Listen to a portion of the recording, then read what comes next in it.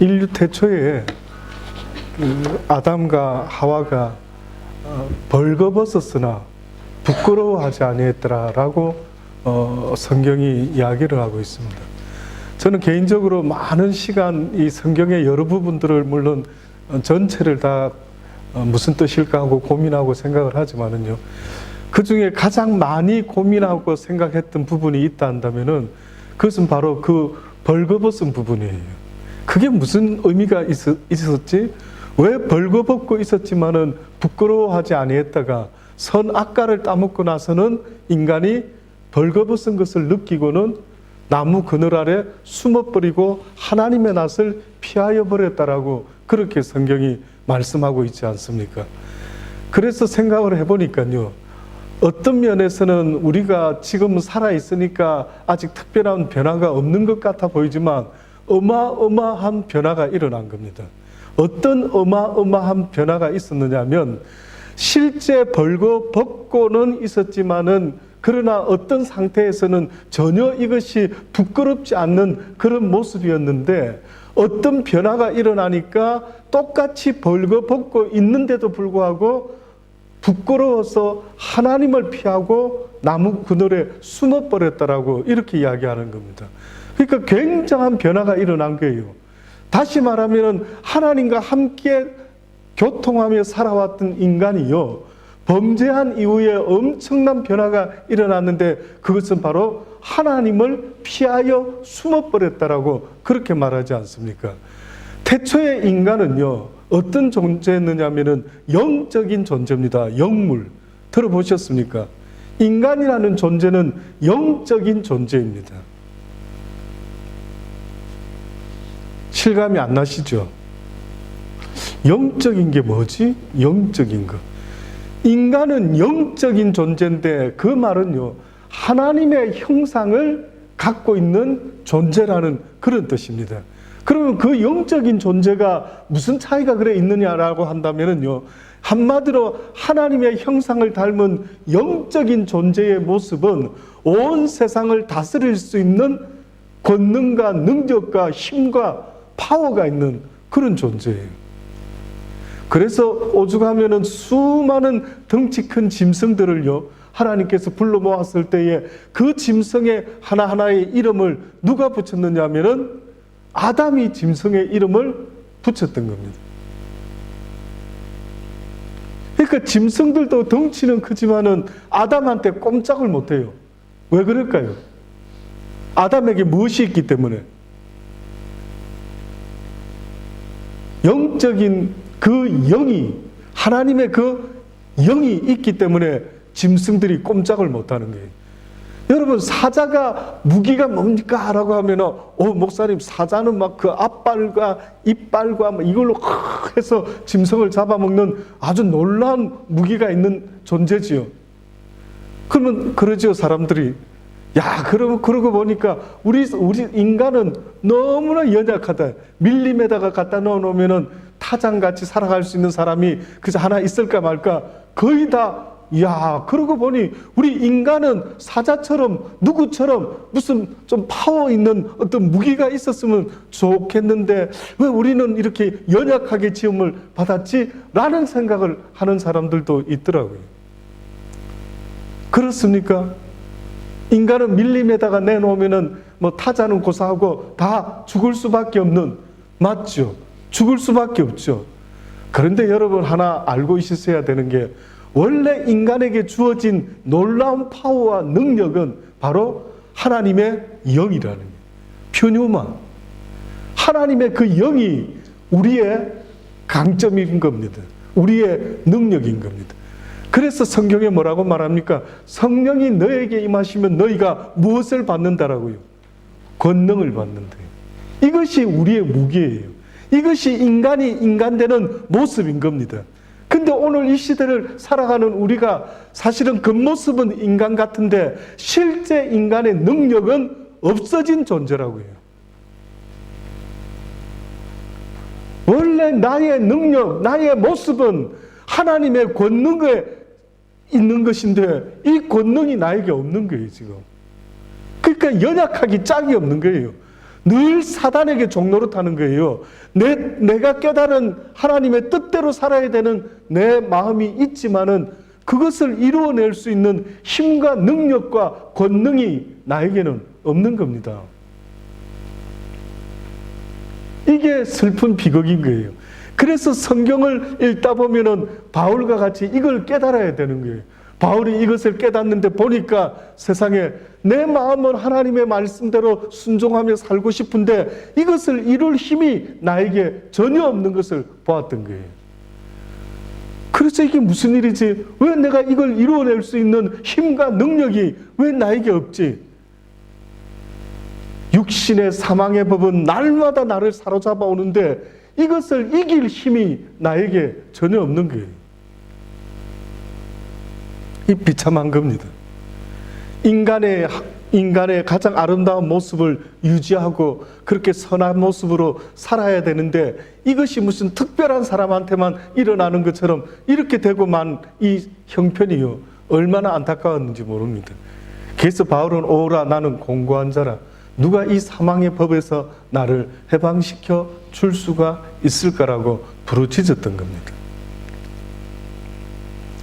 결국은 인간이 잃어버린 게 있다면요, 하나님의 영을 잃어버리고 말았어요. 선악과를 따먹기 전까지 하나님의 푸뉴마가 있었죠. 영적인 존재였어요. 근데 선악과를 따먹고 나니까 영적인 권능이 사라지고 말았죠. 그러니까 하나님의 낯을 피하여 숨어버리고 말았습니다. 여러분, 인간이 하나님의 낯을 피하여 숨어야 되는 존재가 아니고요, 그 하나님과 함께 같은 과에 속하여 같이 교제하고 거닐고 이야기 나누는 이런 존재가 원래 우리의 모습이었죠. 오히려 하나님의 낯을 피한다라는 것, 짐승이 사람을 피하는 거 있지 않습니까? 짐승이 사람에게서 느껴지는 그런 하나님의 형상 때문에 사람이 짐승을 딱 쳐다보고 이놈! 이 호랑이! 내 이놈! 이러면 호랑이가 쑥 도망가야 되는 겁니다. 뭐 곰이 나타났다 하더라도 죽은 척하고 있어야 되는 게 아니고요. 원래는 그게 아니었어요. 원래는 뭐 곰이 나타나면 살고 싶으면 죽은 척하고 있어요. 이게 아니고요.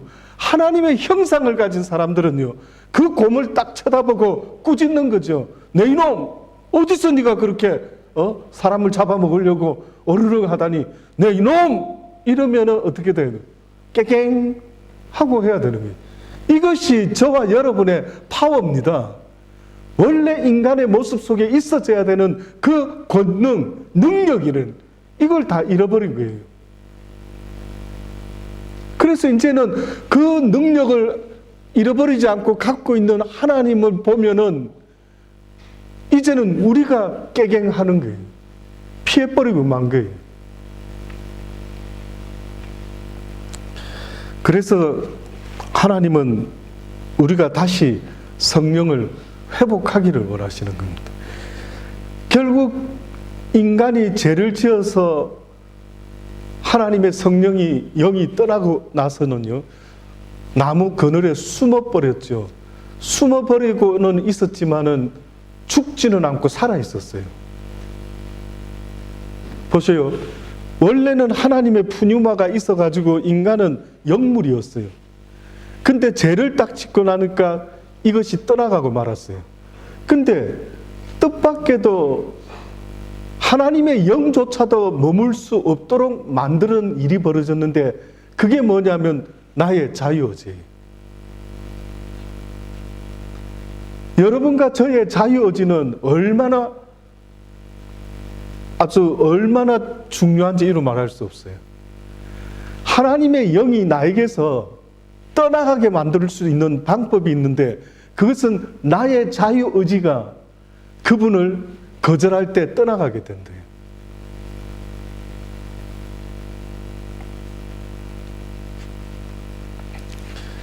그래서 결국은 죄가 있던 시대도 아니었는데 아담과 하와는 그의 자유의지가요, 하나님의 성령을 거절하게 됩니다.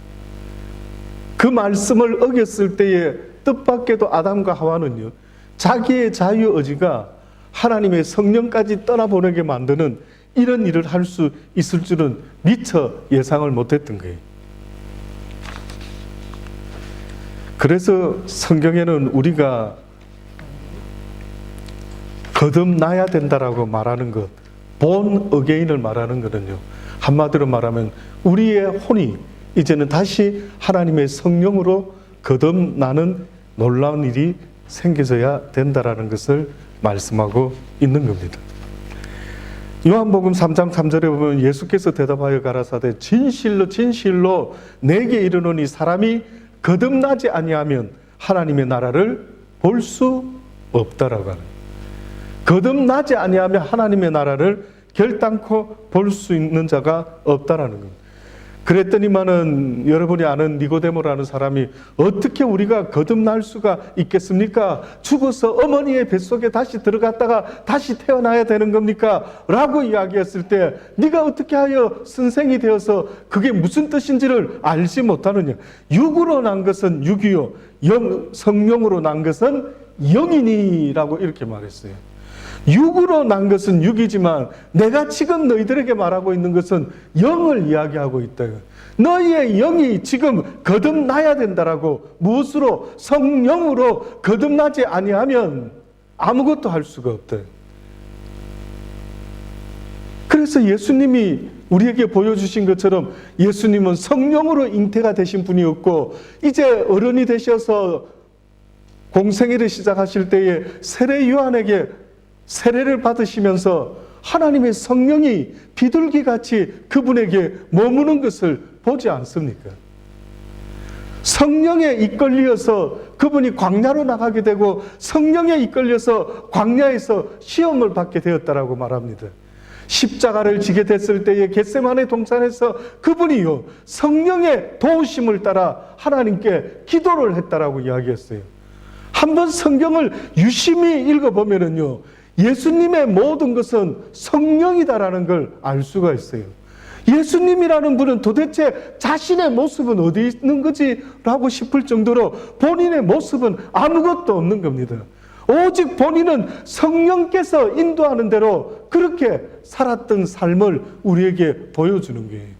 이만큼 성령의 역사라는 것은요, 다시 말하면은 하나님의 영이 처음에 아담과 하와를 생명되게 만들었던 것처럼 지금 이 시간에도 하나님의 그 영이요, 우리를 그리스도인이 될 수 있도록 그렇게 역사를 하려고 하는 것입니다. 요한복음 20장 19절로부터 보면은 안식 후 첫날 저녁 때 제자들이 유대인들을 두려워하여 모인 곳에 문을 닫았더니 예수께서 오사 그 가운데 서서 그들에게 평강이 있을지어다 라고 말씀하셨다라고 합니다. 그리고 손과 옆구리를 보이시며 제자들이 주를 보고 기뻐할 때 예수님께서 그들에게 평강이 있을지어다, 아버지께서 나를 보내신 것 같이 나도 너희를 보내노니, 이 말씀을 하시고 성경에 보니까 이렇게 말씀하셔요. 저희를 향하여 숨을 내쉬며 가라사대 성령을 받으라 라고 이야기합니다. 저는 그들에게 숨을 내쉬면서 성령을 받아라 그런 거예요. 꼭 이 장면을 떠올리면 무슨 생각이 나냐면 하나님께서 흙으로 아담을 빚어 넣으시고 그 코에 생기를 하고 불어 넣으시니 그가 생명이 되었다라고 그렇게 이야기하지 않습니까?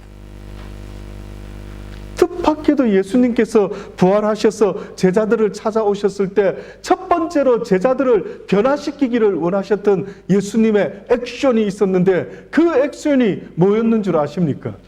그들에게 생기를 후 하고 다시 불어넣는 거였습니다. 그러면서 성령을 받으라. 너희가 네 죄든 사하면 사하여질 것이요 네 죄든 그대로 두면 그대로 있으리라. 놀랍지 않습니까? 예수님이 했던 그것을 그대로 너희도 할 수 있게 된다라는 걸 말씀하고 있는 겁니다. 예수님이 문둥병자를 갖다가 안전뱅이를 낫게 했을 때에 우리가 아는 것처럼 그 안전뱅이를 치료해 주시면 되는데 뭐라고 말했습니까? 소자야, 네 죄 사함을 받았느니라. 이렇게 이야기를 했어요. 그랬더니만 유대인들이 하는 말이, 아니 저자가 누구길래 감히 인간의 죄를 사하는 권세가 있단 말인가? 라고 하면서 수근수근 이야기를 했을 때에 뜻밖에도 예수님이 지금 자신만이 하실 수 있었던 그 권세를요, 누구에게 지금 부어 넣어주는 겁니까? 예수님의 제자에게 숨을 내쉬며 가라사대 성령을 받으라. 그리고 이제 너희가 네 죄든지 사하면 사하여 질 것이요 네 죄든지 그대로 두면 그대로 있으리래. 이거는 제자의 권한이 아니에요. 제자가 이렇게 죄의 권세를 가지고 죄에 대한 권세를 사기도 하고 회복시킬 수도 있고 여러 가지 할 수 있는 이 힘은 사람에게 있는 것이 아니라 누구에게 있다고 말하고 있느냐 하면 성령의 권세라는 걸 이야기를 하는 겁니다.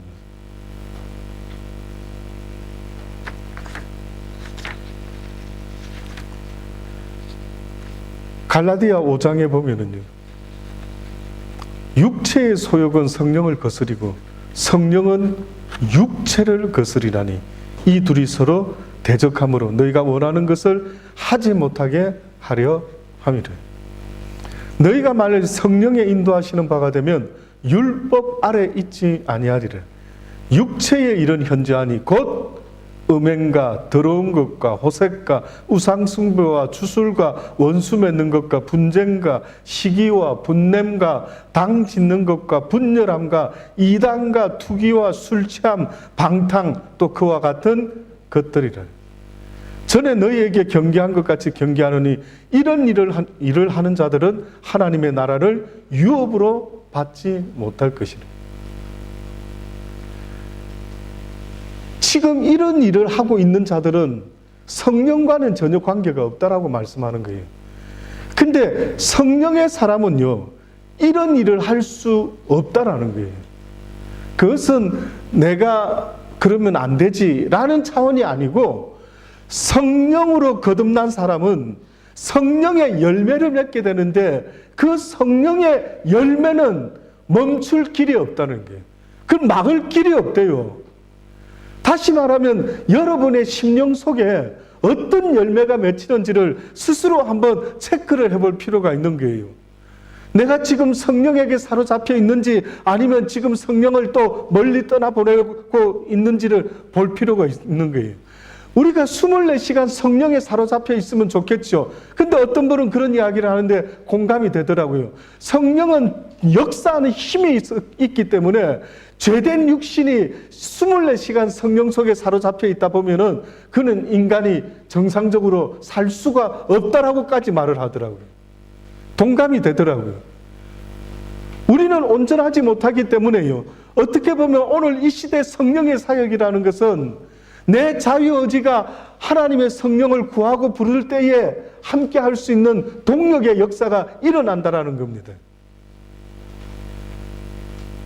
그냥 저절로 24시간 늘 있는 것은 아닌데, 그러나 내가 성령을 사모하고 그 말씀을 쫓을 때에 육신의 법을 이길 수 있는 놀라운 일이 벌어진다라고 그렇게 말씀하고 있는 거예요.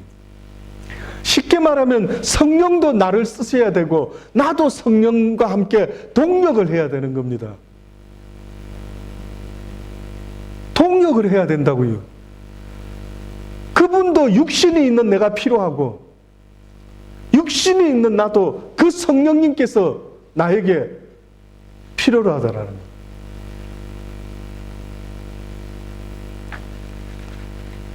그 성령이 나를 주관하게 될 때에는요, 오직 성령의 열매는 사랑과 희락과 화평과 오래 참음과 자비와 양성과 충성과 온유와 절제니 이 같은 것을 금지할 법이 없느니라.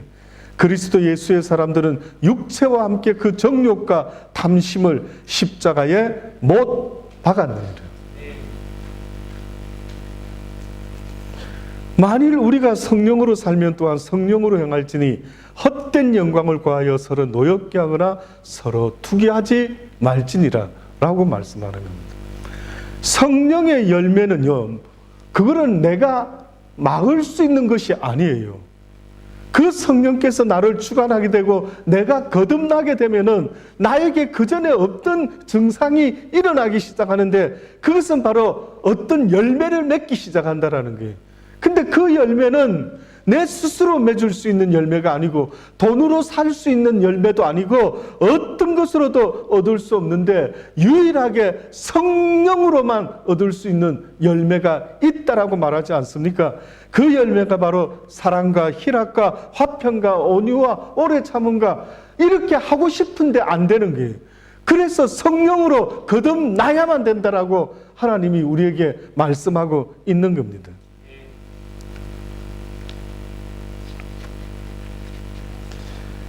다윗 같은 사람은 이 성령이 얼마나 중요한지를 알았기 때문에요. 그가 하나님 앞에서 범죄했을 때 시편 51편에 보면 그는 이런 고백을 합니다. 나를 주 앞에서 쫓아내지 마시고 주의 성령을 내게서 거두지 마옵소서. 이분은 알았어요. 이분은 성령이 나에게서 빠져나가면은 나는 완전히 힘없는 연약한 자라는 걸 알고 있어요. 그리고 사단의 밥이 되어가지고 사단의 종노릇을 하며 살아갈 수밖에 없는 존재라는 것을 다윗은 누구보다도 잘 알고 있었어요. 한번 보세요, 주변에. 어떤 사람은 그 나쁘다, 그거 하지 마라. 술 그만 먹어야 된다. 담배, 마약 그만해라. 갬블링 하면 안 된다. 근데 멈추지를 못해요. 제가 한번 물어보고 싶어요. 당신 인생인데 왜 당신은 당신 뜻대로 못 삽니까? 이게 나쁜 거라고 깨달아서 난 이제 이렇게 살면 안 되지, 이렇게 살지 말아야지. 그러면 그렇게 살 수 있어야 되는데 왜 당신은 그렇게 살 수 없습니까? 우리는 사단에게 영적으로 이길 수 있는 존재가 아닙니다. 여러분은 현재는 사단에게 이길 수 있는 힘과 능력을 상실한 자예요.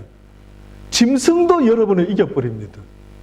호랑이 앞에도 사자 앞에도 여러분은 이길 수 있는 힘과 능력이 전혀 없어요.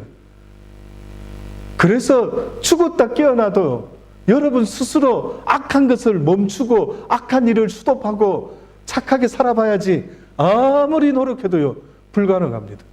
작심삼일.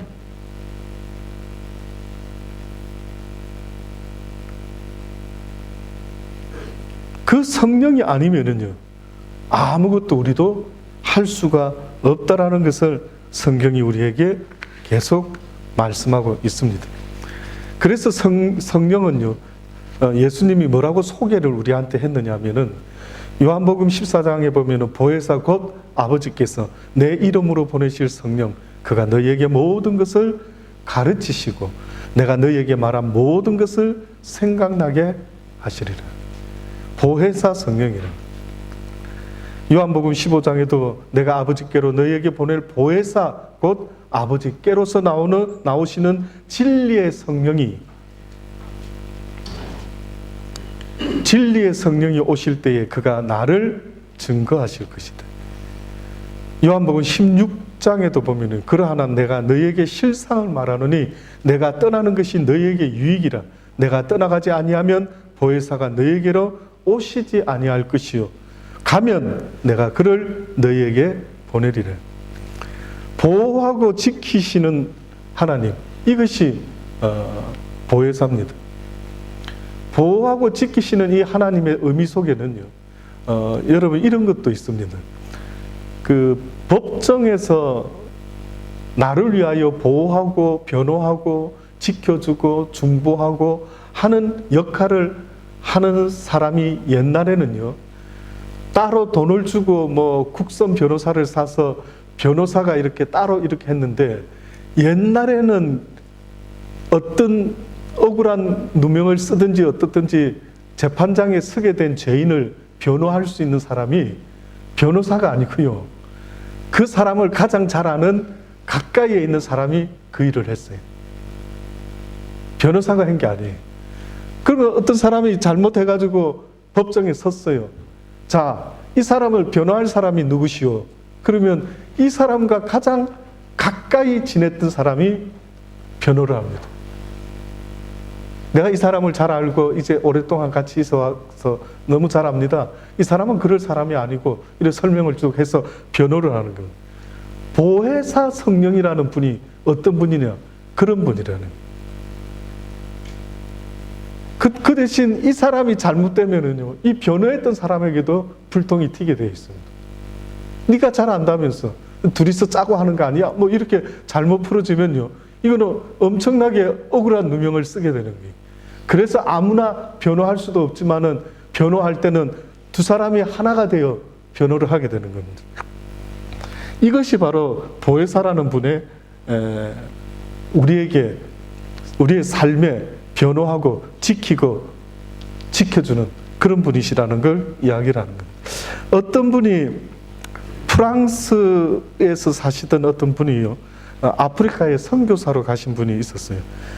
카레족이라고 하는 그 족속에게 기독교를 전파를 하던 바로 이 프랑스 여자 선교사 에스텔라 마이어즈라는 이 분이 본토민들에게 이렇게 성경을 설명해주고 풀이해주고 또 글로도 번역도 하고 뭐 하는 이런 일들을 하면서 계속 성경의 말씀들을 이렇게 설명을 해줬답니다.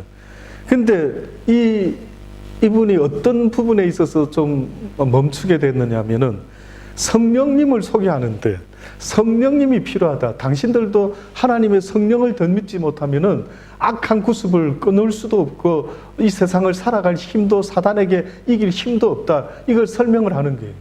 여러분, 이 세상은 우리가 아는 것처럼 정글과 같아요. 밀림과 같아요. 어떤 밀림? 사단이가 쥐고 있는 악한 영이라서 저와 여러분은 이 땅에서요, 그냥 밀림의 타장같이 살아갈 수 있는 존재가 전혀 아니에요. 왜 그거를 모르죠? 여러분은 이 땅에서 지금 이 세상에서 내가 지금 살아간다라고 하는 그 모습은요, 정말 타잔이 밀림에서 살 수 있을까 하는 것을 생각해 볼 정도로 그렇게 힘든, 어둡고 무서운, 힘든 정글과 같은 세상이에요. 그래서 여러분이 여러분 생각도 여러분 마음대로 안 되는 거예요. 그리고 여러분이 착하게 살아야지 하는데도 이게 안 되는 거예요. 누구 좀 도와주면서 살아야지 안 되는 거예요. 그래서 이 부족에게, 이 아프리카 같은 이 밀림에서 사는 이들에게 이 보혜사 성령을 설명을 하는데 이게 잘 안 되는 겁니다.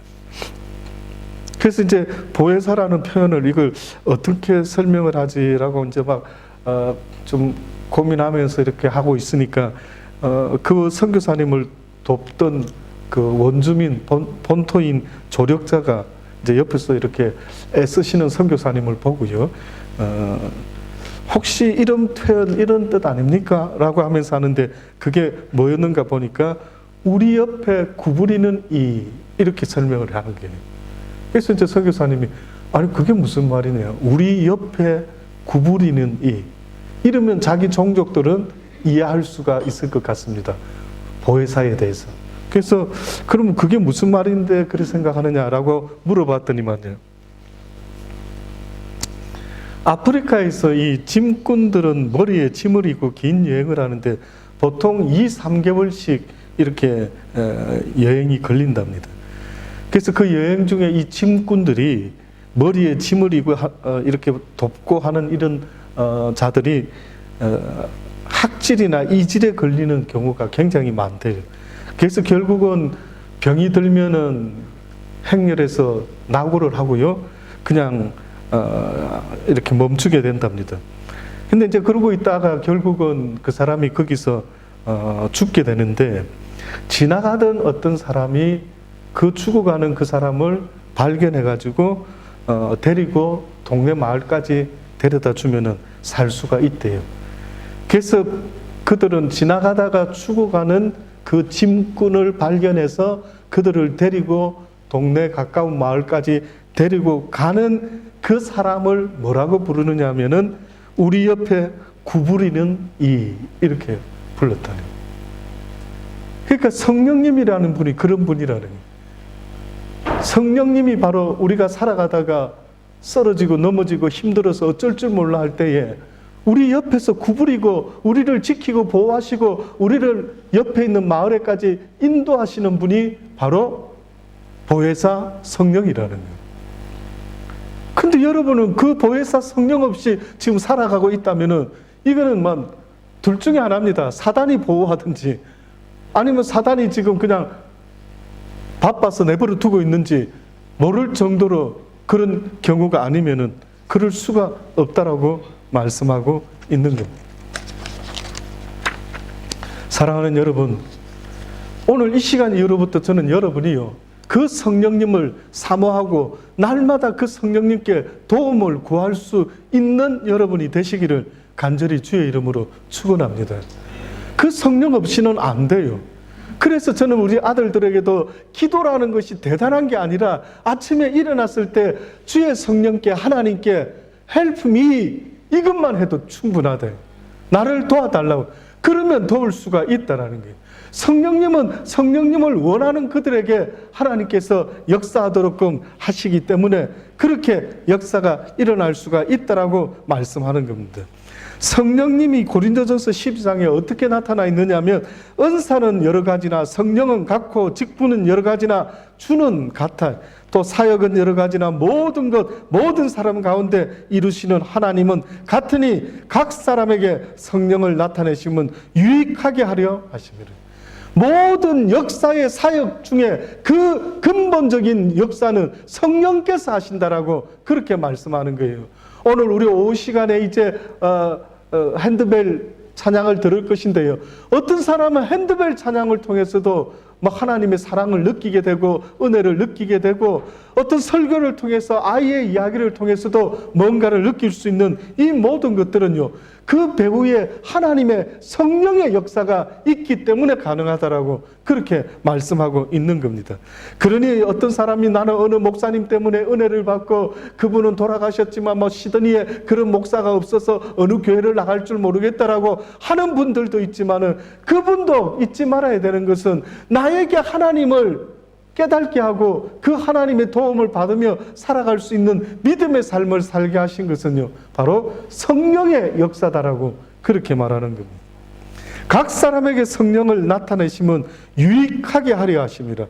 어떤 사람에게는 성령으로 말미암아 지혜의 말씀을, 어떤 사람에게는 같은 성령을 따라 지식의 말씀을, 다른 사람에게는 같은 성령으로 믿음을, 어떤 사람에게는 한 성령으로 병 고치는 은사를, 어떤 사람에게는 능력 행함을, 어떤 사람에게는 예언함을, 어떤 사람에게는 영들 분별함을, 다른 사람에게는 각종 방언 말함을, 어떤 사람에게는 방언을 통역함을 주시나니 이 모든 일은 같은 한 성령이 행하사 그의 뜻대로 각 사람에게 나누어 주시는 것이라. 성령이 하신다고 지금 말하고 있지 않습니까? 그래서 물과 성령으로 거듭나지 아니하면 하나님의 나라를 볼 수가 없다라고 말씀하는 거예요. 성령으로 거듭 안 나면 하나님의 낯을 피하여 나무 그늘 아래 숨어버리는 아담과 같이 되고 만다라고 이야기하는 거예요. 그래서 여러분이 성령으로 거듭나지 못하는 한은 하나님께 가까이 갈 길이 없는 거예요. 애써보세요. 안 되는 거예요. 매일 기도해야지. 안 되는 거예요. 매일 성경 좀 읽어봐야지. 안 되는 거예요. 매일 예배 드려야지. 안 되는 거예요. 안 되게 하는 거예요. 사단은 우리에게요. 사단의 역사는 성령의 역사가 아닌 사단의 역사는 우리로 하여금 사망의 열매를 맺게 만들려고 지금도 우리에게 역사를 하고 있어요. 그래서 성령의 도움을 받지 못하는 내 삶의 모습은요, 딱 죽으면 지옥 가도 되는 그 모습으로 계속 허허 웃으면서 살아가고 있는 겁니다.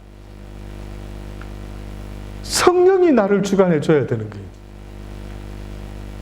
그래서 예배를 드려야 되는데 여러분 심령 속에 육신의 법 속에 사단이가 예배 못 드리도록 만들죠.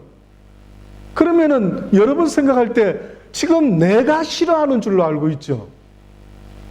그건 내가 싫어하는 게 아니에요. 그 악한 영이 나를 그렇게 사로잡고 있는 겁니다. 하나님의 영께 도움을 구하는 거예요. 그래서 주여 나를 도와주소서. 내가 날마다 주님 앞에 예배 드릴 수 있는 자가 되게 하소서. 내가 날마다 성경을 읽기를 원합니다. 내가 날마다 하나님 앞에 설 수 있도록 하나님 나를 이끌어 주옵소서라고 성령님께 간구할 수 있는 그런 저와 여러분이 되기를 바라는 겁니다. 그 성령이 아니면은요 아무것도 할 수 없다라고 이야기를 합니다. 그래서 결론적으로 에베소서 4장에 보면 하나님의 성령을 근심하게 하지 말라. 그 안에서 너희가 구속의 날까지 하늘나라 갈 때까지 인치심을 받았느니라. 근데 너희는 어찌하여 육신의 악한 소욕을 쫓으려고 하느냐.